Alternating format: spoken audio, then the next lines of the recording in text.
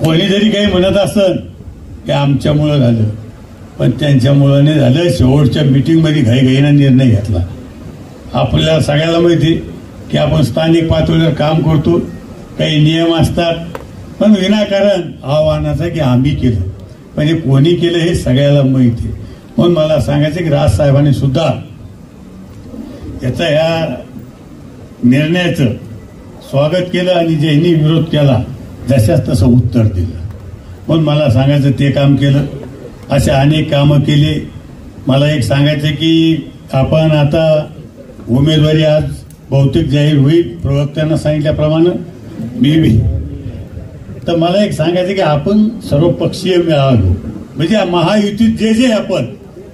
मग मला एक सांगायचं की शिवसेना असेल, भाजप असेल, मनसे असेल, राष्ट्रवादी असेल, रासपा असेल, रिपब्लिकन असेल, प्रहार असेल, जे जे असतील ते आपण यांचा सगळ्याचा संयुक्त मेळावा घेऊ.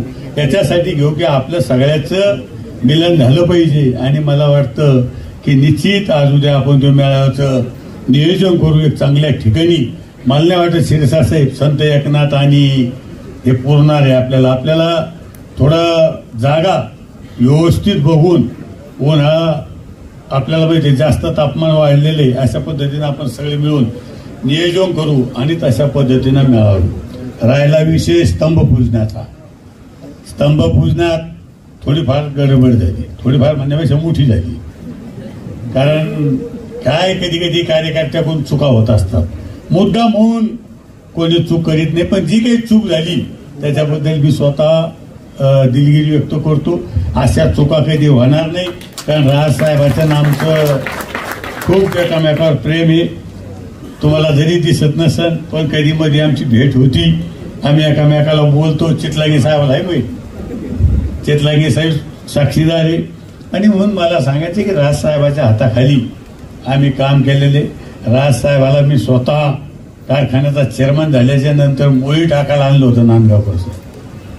पहिला मी महाराष्ट्रातला की सहकार क्षेत्रात मी चेअरमन झाल्याच्या नंतर राजसाहेबाला मोळी टाकायला मी आणलं होतं. पण मला सांगायचं की राजसाहेबाची सुद्धा आमच्यावर उपकार आहे, प्रेम आहे. राजसाहेबांनी सुद्धा आम्हाला खूप मदत केलेली आहे. म्हणून आता बाळा नांदगावकर साहेबाला बोलायचंय, त्यांचं मार्गदर्शन आपल्याला ऐकायचंय. पण नांदगावकर साहेब, मी पालकमंत्री तरी सगळ्याला सोबत घेऊन चालण्याचं काम मी कधी आतापर्यंत बघितलं नाही. हा मनसेचा आहे, भाजपचा आहे, राष्ट्रवादीचा आहे, मी हे बी बघितलं नाही हे कोणत्या समाजाचा आहे. येईल त्याचं काम करण्याचा मी प्रयत्न करतो. म्हणून तुमच्या आशीर्वादानं 30 वर्षापासून टिकलो काय. आणि खासदार झाल्याच्या नंतर असाच सगळ्याला सोबत घेऊन चालण्याचं मी काम करतो. माझ्या माऊलीला 15-15, 8-8 दिवस पाण्यासाठी वाट बघावी लागली. बसलोय बाळासाहेबांच्या आशीर्वादाने, बसलोय राजसाहेबांच्या आशीर्वादाने आम्ही बसलोय इथे. हे कसं विसरून चालेल? विसरून नाही चालणार ते आपल्याला. आणि म्हणून उद्या तुम्ही इकडे येऊन बसणार आहात. कोणाचा जास्त विचार नाही करायचा आपल्याला. न विचार करता आता कामाला लागायचे. कमी दिवसामध्ये म्हणजे 20-20ची मॅच आहे. आता 50 ओव्हरची पण नाही, टेस्ट पण नाही. 20-20च्या मॅच मध्ये आपल्याला लढाई जिंकायची आहे.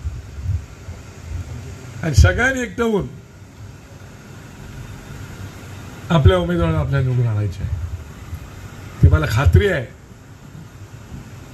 तुमच्या भावना मगाशी मी सगळ्या जिल्हाध्यक्षाच्या भावना ऐकलेल्या आहेत. त्या भावना एवढ्याच होत्या. संजय भाऊ, तुम्ही आणि संदीपजी एवढंच ऐका. त्यांचं म्हणणं होतं की आमच्या साहेबांचा फोटो लागला पाहिजे व्यवस्थित. त्या जिल्ह्यातल्या लोकांनी आमच्याशी संपर्क केला पाहिजे, आमचे समन्वयक संपर्क केला पाहिजे, मान सन्मान मिळाला पाहिजे. ते बट नॅचरली आहे. हां, ते काही नॉर्मल मागणी आहे, त्यात काही हे नाही आहे. त्याप्रमाणे तुम्ही कराल, तुमच्या वरिष्ठांशी बोलाल. आम्ही यादी मुख्यमंत्री दोन्ही उपमुख्यमंत्र्यांना पाठवलेली आहे. ते आमचे समन्वयक कोण आहेत ते, आणि त्याप्रमाणे आम्ही तुम्हालाही माहिती पाठवू.